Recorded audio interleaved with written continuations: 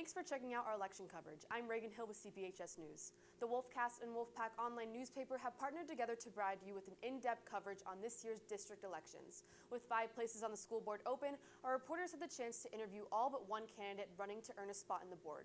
We asked each candidate the same questions with a few follow-ups. The video you're about to watch is their full unedited version. Please keep in mind that we do not fact-check any of their claims. Thank you for watching, and don't forget to vote.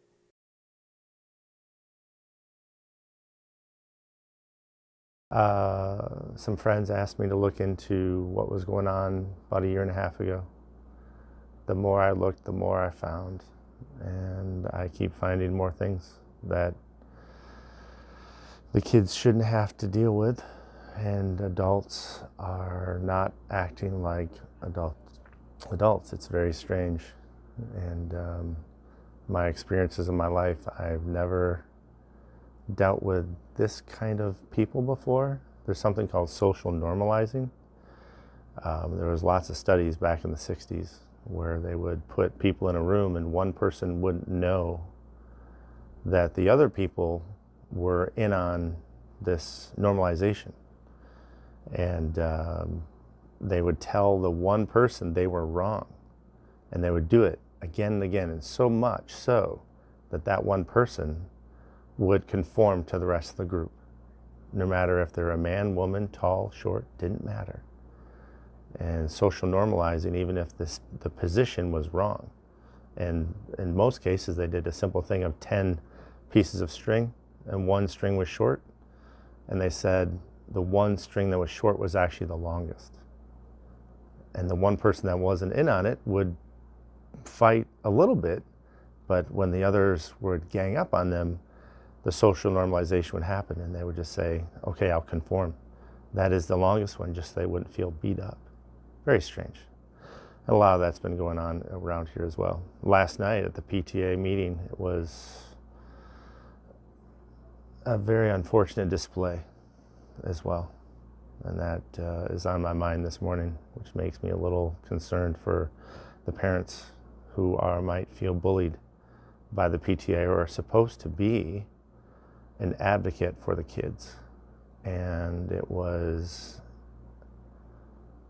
not what I thought it was going to be. And it was what I thought it was going to be, unfortunately.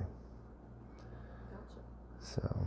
Yeah, I've heard that, the string thing before, yeah. Yeah, it's very destructive.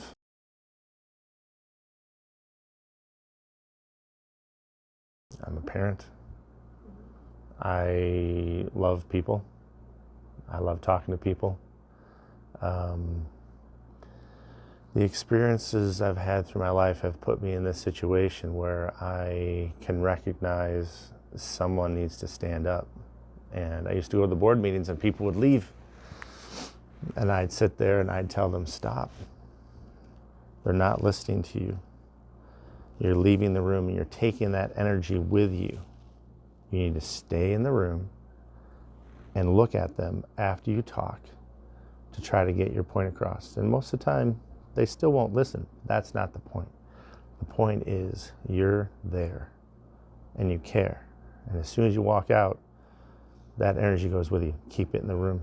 Keep it in the room until it's time to leave, and you'll know when.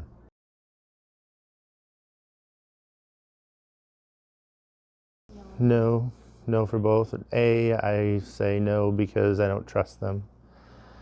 Anytime this group at the board has wanted something, there usually is something else behind it, and we do have a time. It's a one-time vote.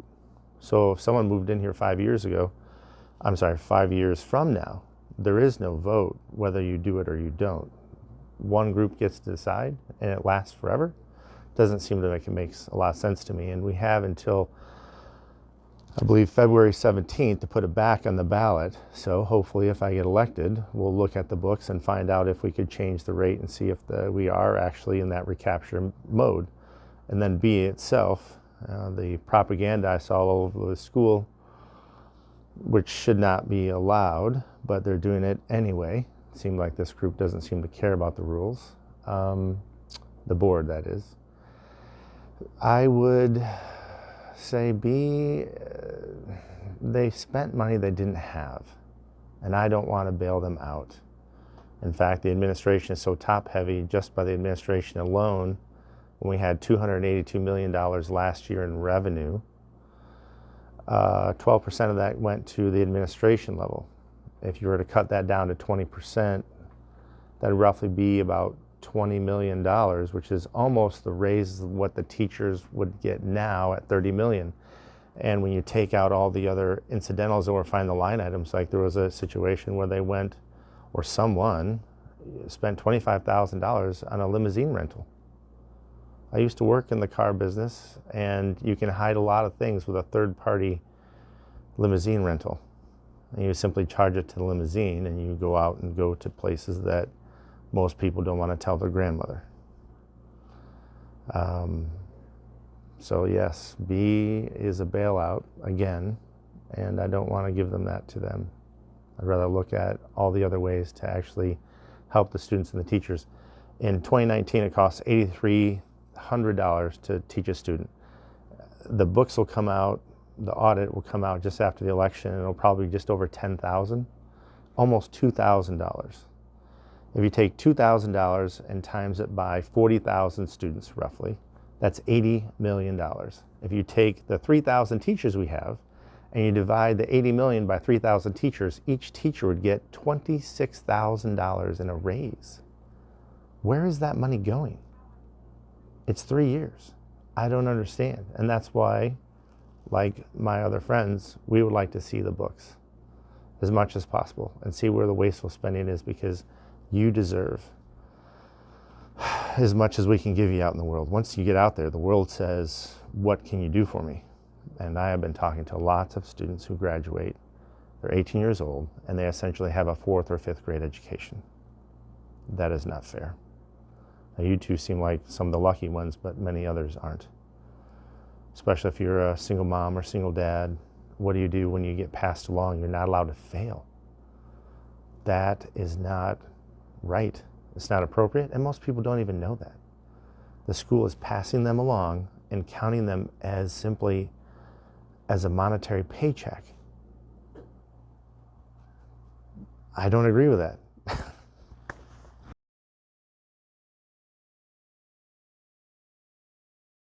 Administration, administration, and administration.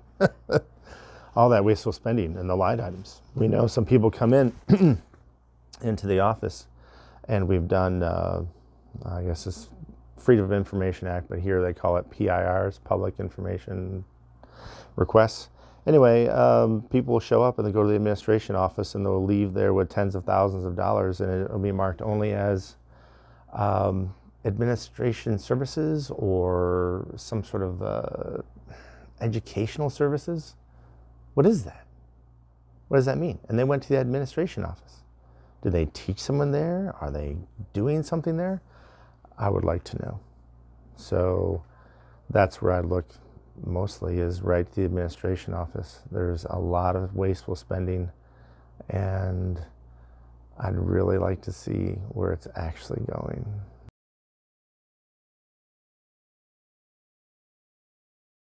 You know, I've gotten 4 questions out of the man in the last year and a half. I asked to talk to him when I first heard about the books, and I was questioning, why are you doing this?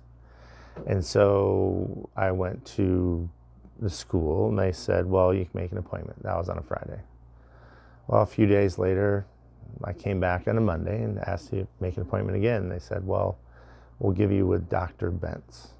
Okay, he's head of curriculum, if you didn't know. And then on Tuesday, I went to Commissioner's Court, and I talked to them, and that was the first time I was threatened with jail by Sheriff Gleason, because I had a stack of the books, and I said, there's swears in these books, and I'm afraid to read them in front of the judge. And he put his finger right in my face, and he said, you read those in front of the judge, you're going to jail right now. I said, okay, I'm not going to read these in front of the judge. So I went up there and I said, I'd love to read these in front of you, Judge Gravel, but I can't. Because Sheriff Gleason says if I read them out loud in open court, I'm going to jail. But these have the stamp of Leander High School, that the kids at Leander High School are being made to pick. And one of those books was called My Friend Jeffrey Dahmer. So when you ask me for my qualifications, I have a very good friend who is a profiler. He spent years interviewing people, and one of the things he did was wrote the profile that caught Jeffrey Dahmer. So I called him up and I said, you'll never guess what's going on at high school. The book itself was written in 2012, and it's at a second or maybe third grade reading level. It has little bubbles like a cartoon. So reading at all, I mean, why someone would want to read it, I suppose they could have an interest, but to have kids being made to read it like they were at that time, why would you have an 11th or 10th grade kid read a second grade book? You're not challenging a child. And when you're not being challenged, well, then that means you're not learning. This is the problem where I thought with some of these kids that are graduating, because they're being pushed along by the school system. And it's not fair to the kids. And most kids, I don't think, really know what's happening.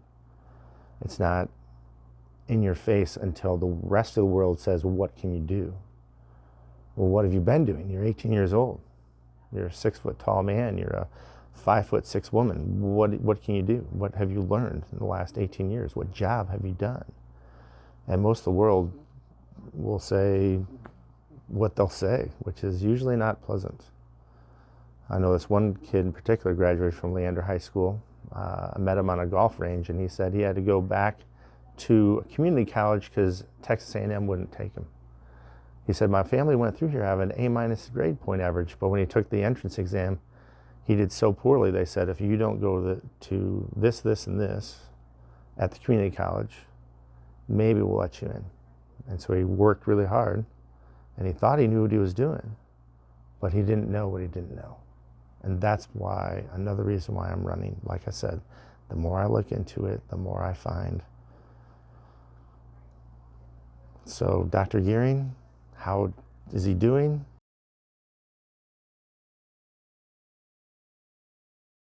Unsecured capital appreciation bonds. Most people don't know it, but it's a second mortgage on most people's homes you don't know about. I lived through this experience before, and when I was moving down here, some friends of mine said, well, where are you moving? I said, well, there's Dripping Springs or Leander. And they're like, you should try Leander. And after being here a little while and hearing about some of the stuff going on at the schools, looking into the books, yeah, they're a few years before, in 2007, they passed a bond for $235 million, and they really started to ramp up the debt. The district was growing, but after the '08 crash, it was hard to get money. In order to do that, they had to start using these bonds with a very high interest rate. And that's part of the reason why we are in such a debt.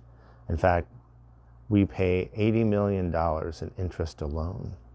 That is enough to build an elementary school, buying the land every year.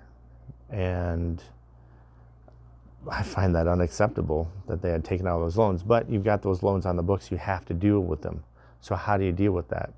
And just recently, through the bond steering committee, they sold some more bonds. And I bet you didn't know this, but on Wednesday, Thursday, they added $235 million to the debt, of which next year's payment was supposed to be 109. Now it's going to be 121 million, I believe.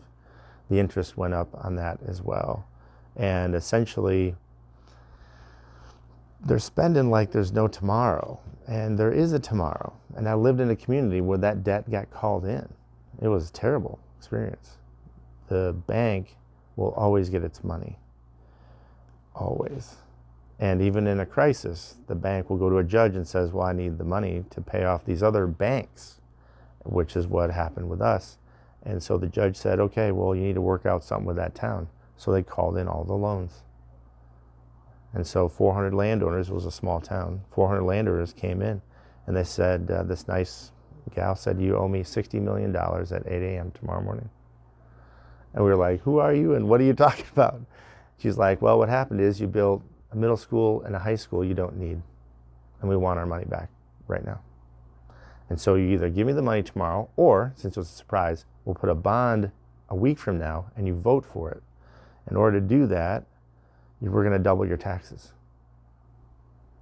And if you don't want to vote for it, the state will come in and they might triple your taxes is their threat, because they will make you insolvent. A school district is essentially a utility. It's like water or electricity. It's not allowed to fail, which is why most people don't know the trustees, which is why they call them trustees, have a very important role with the money and not to take on too much debt burden. And this district obviously have. In fact, the more I've looked, I've found too many board members taking jobs within the district where people were looking to get something sold and they sold it. And then they became a board member, and this job is zero pain. So why are these people fighting so hard? Well, my only conclusion is there's a lot of grifting going on. I don't know if you know what that means, is quid pro quo. If you vote for this and help me get the condition of the contract, I'll get you a job with our board, and then we'll take care of you. So I find a big problem with that. So my other reason that I'm qualified, I'm not a grifter.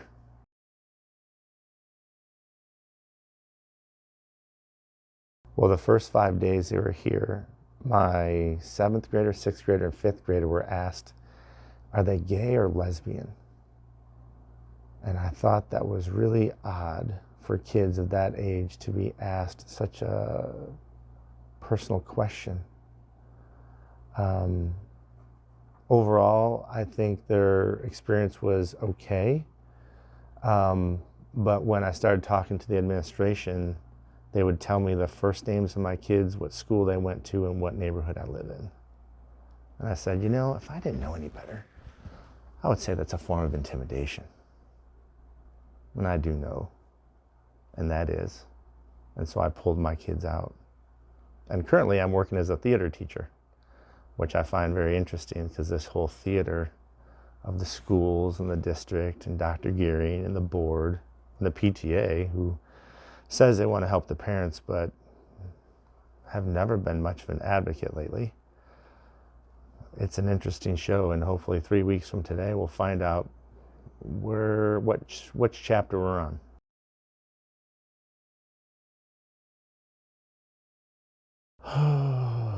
I do believe there's problems. Anytime you get people, you still have to watch the watchers, who's actually making it. Joseph Stalin actually said it's not about the people who are voting, it's the people counting. Honest people, integrity people, having an actual ballot, I think is still the best way to do it, not something electronic. You got to write down on a piece of paper. It's simply harder to cheat. I hope and pray that we have that covered. I've been working with some people and talking to them to make sure that those are taken care of. Last year when we defeated the bond, which was almost $800 million, I was at the Cedar Park Library when all 6 of the ballot harvesters shut down at the exact same moment, which I thought that was interesting, because there was 200 people in line, and it was after 5 o'clock, which is when the majority of people will vote after work. And 5:35 at night, there's an hour and 25 minutes left to vote. All of a sudden the machines don't work. So then we had to scramble to send people wherever we could, Vista Ridge or the Cedar Park Rec Center, telling them as long as you're in line, you'll be able to vote, even if it's after 7 o'clock. And that vote was down to 215 votes, how it failed. So it was close. And the district, I thought, very conveniently had a teacher in service day to make sure all those 5,000 employees made sure they got out there and had a good vote. There's a lot of games that have been playing around here, and I, as a theater teacher, have been happily talking to other people who also see what's going on, and making friends wherever I go. It's been interesting.